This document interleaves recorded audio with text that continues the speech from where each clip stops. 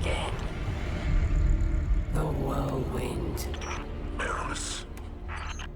Don't worry. The great machine will never abandon anyone again.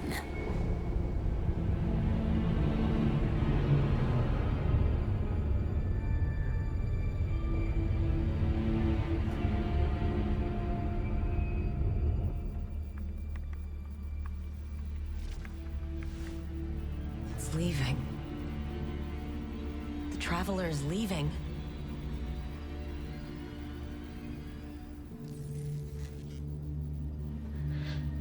The war stats.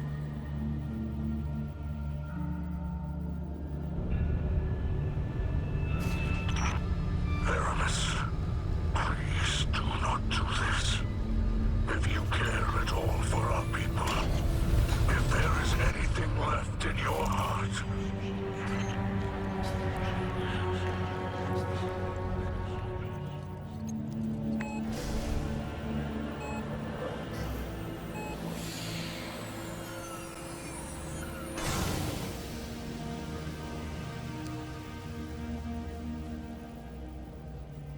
make it known your pain. Anna, it's time. For Reese. Goodbye, Red.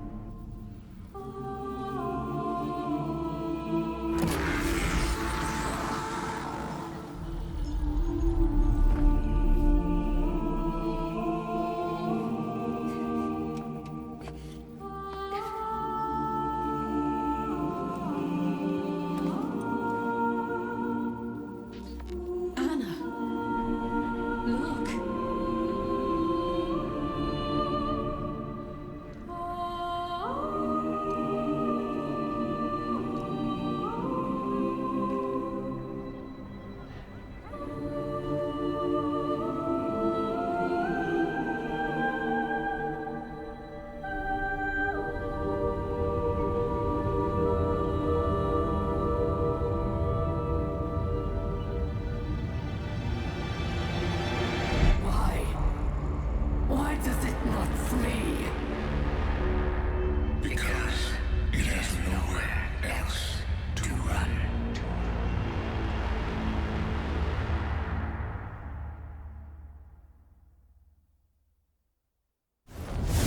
Our purpose is its end. The stakes are higher than they've ever been. Have we been built to defend the Traveler? Have we been built to defend humanity? The Witness is going to bring all of that to the test. What is that? How would we react if we were facing extinction? And how are we going to stand together to overcome this? You know what must be done. We were created for this moment, to deal with this conflict, to solve for this enemy. What the hell happens when evil finally arrives and confronts the Traveler?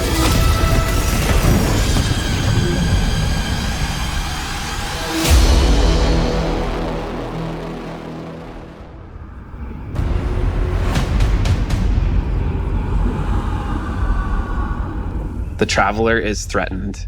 The Witness is here. Callus's forces are here as well. The Pyramid fleet is here. Big shit is going down.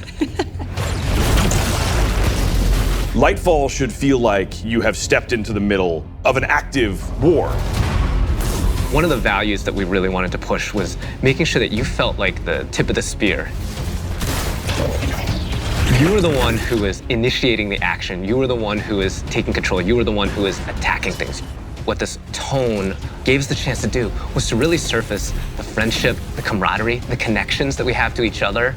Kaido, we'll need your troops.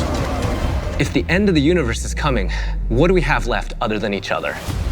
Keep the enemy away from the Traveler. At all cost. There's a pretty big, serious threat that is happening to the solar system, so we really wanted to bring that gravity and that weight into the story.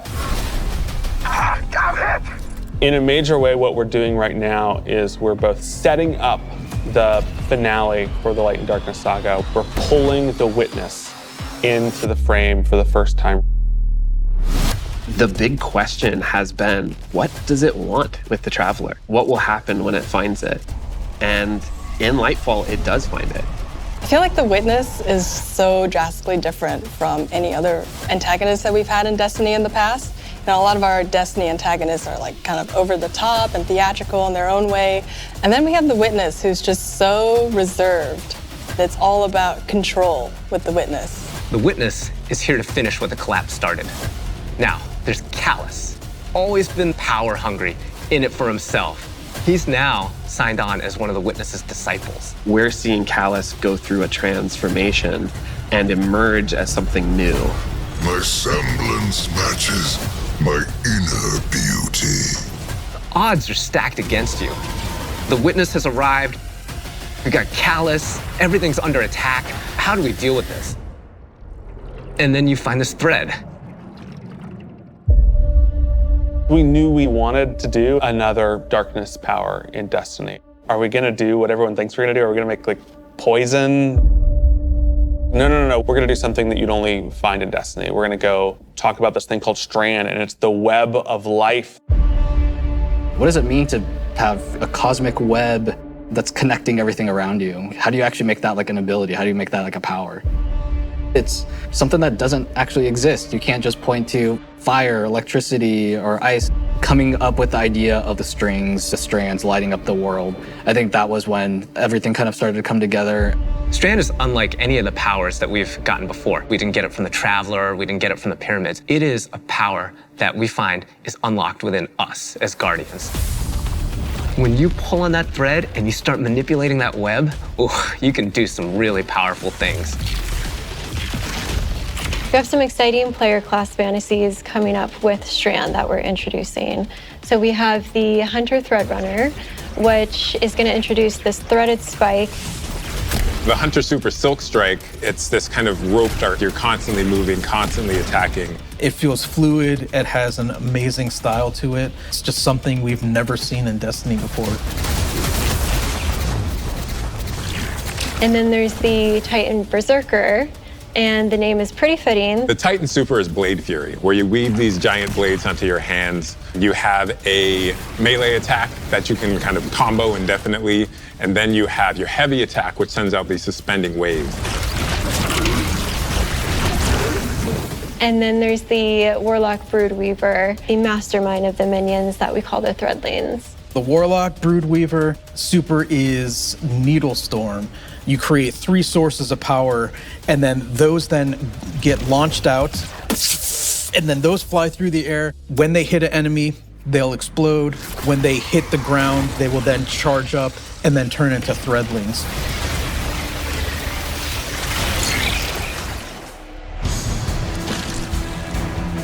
All the classes will have access to a grappling hook. When you select that, that takes up your grenade slot. It was a hard challenge because, like, how can you make this idea of swinging through the world equivalent to a grenade? And so designers came up with this idea of a grapple melee. The grapple melee is incredibly powerful. I grapple onto an enemy, which stuns them for a second. And then when I get there, I grapple punch, blow them all up, and start shooting, and then the unravel projectiles are flying all over the place. All that stuff coming together was magic for me. Oh my God, that's Destiny?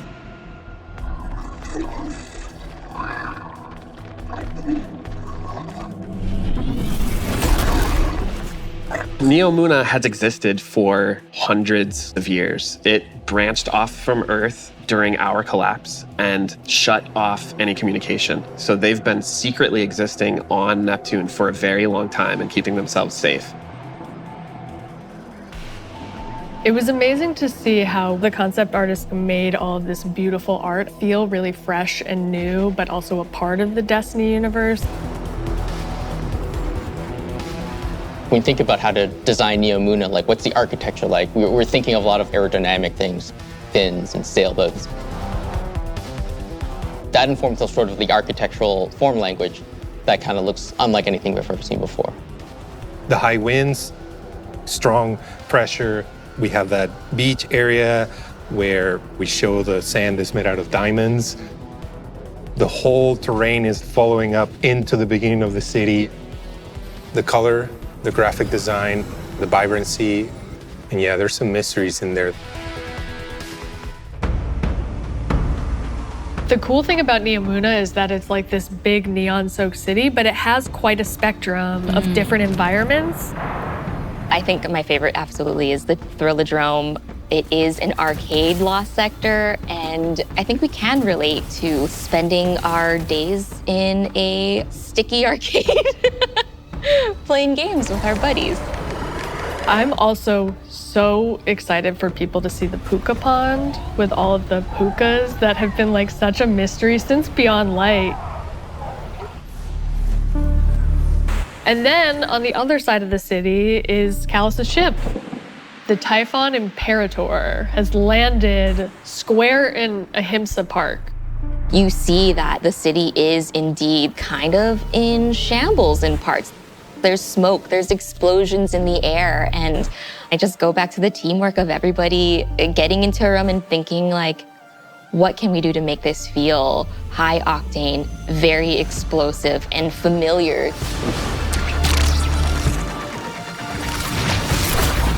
This is a city that needs the Guardians' help and needs their protection, and Callus is going to do his level best to destroy it, and we're not going to let them, and neither are the Cloud Striders.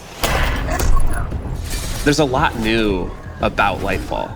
We have this new location, and it has these new personalities that come along with it. They're defenders of this city, and they have new perspectives that we really haven't seen in characters in Destiny, and that's taking the form of the Cloud Striders, Nimbus and Rohan. I understand what's at stake, Lightbearer. Far better than you. Rohan is the grizzled old veteran who's too old for this shit. And Nimbus is the young rookie. Nimbus is learning on the job. Nimbus was definitely a favorite of ours to animate. They're so boisterous and fun-loving and a little smug, but super confident in their abilities. The Cloud Striders, bottom line, are cool. Nimbus, on your stakes!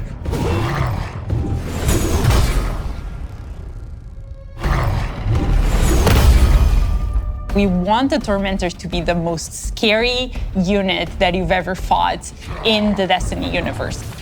Holy crap, this combatant is very powerful. It means business. It's incredibly intimidating. This thing wields a massive scythe, has command over all this void energy. The Tormentor can like grab you, and that's something we'd never really done before with the boss. Throws out the scythe, has the player in his hands. And in those moments for Dark Harvest, we actually do things with audio to make it feel even more intimate, where we duck out all the background sound. So you really have this intimate moment with this terrifying creature grabbing you.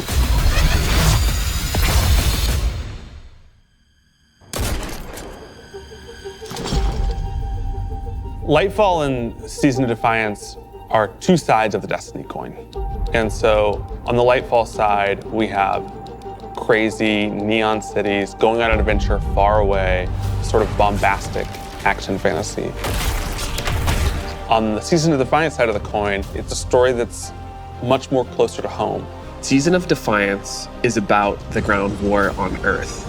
Callus's forces are invading, and we're defending Earth. We're freeing prisoners. Go, now.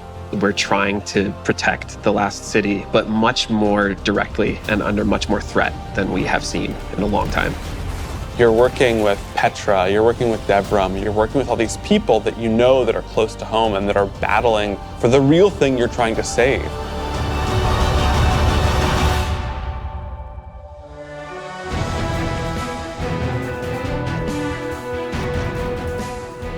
We have a lot of weapons and armor for players to earn, and I'm super excited to see what you've been working on. We have a couple of Strand exotics. The Warlocks are getting what's called Swarmers. They're these boots that will, on Tangled Destruction, create new threadlings at that location. Now they can either shoot it, or they can pick up a tangle and throw a tangle, and then that will also create threadlings. The Hunters are getting this helmet that will help them grapple through the air. As you grapple, you gain this new ability called Woven Mail.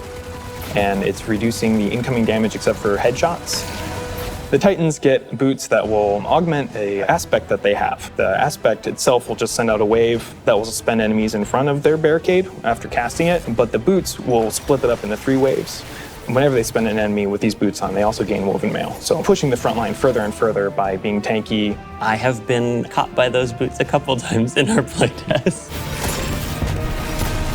We have this incredibly cool heavy metal machine gun that fires according to its own rhythm, where it gets alternate effects every 4th bullet, and then every 16th bullet, it gets even more added to it.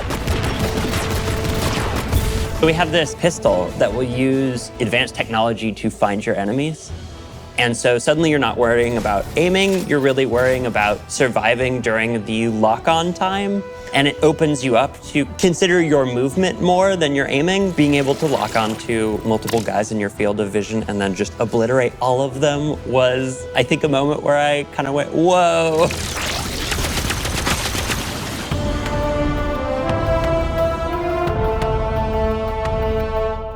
We're introducing a ton of new features that are designed to make sure that the player experiences are as good as they can be.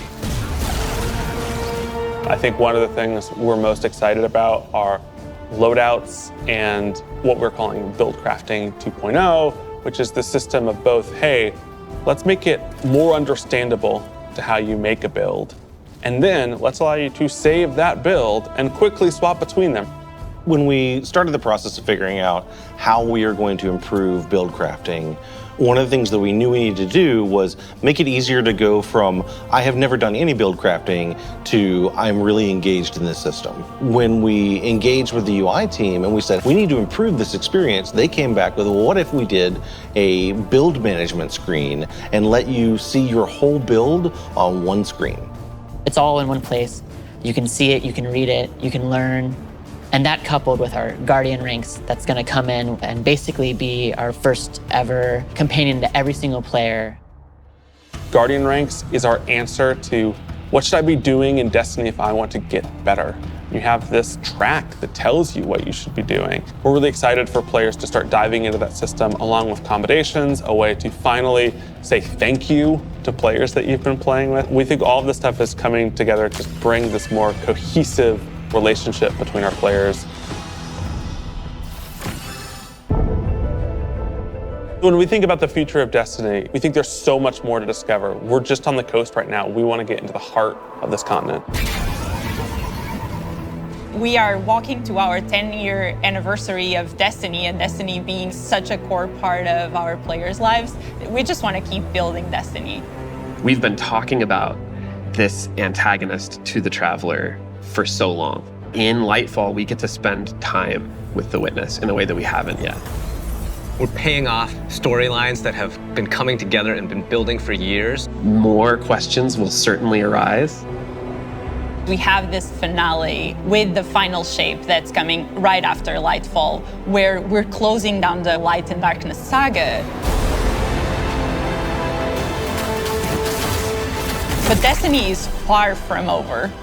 This universe is about more than the conflict between the Traveler and the Pyramids, and we want to show you new ways to explore it. We want to show you new things to discover in the universe, because we think that Destiny has a lot to offer, and Lightfall is the catalyst for that.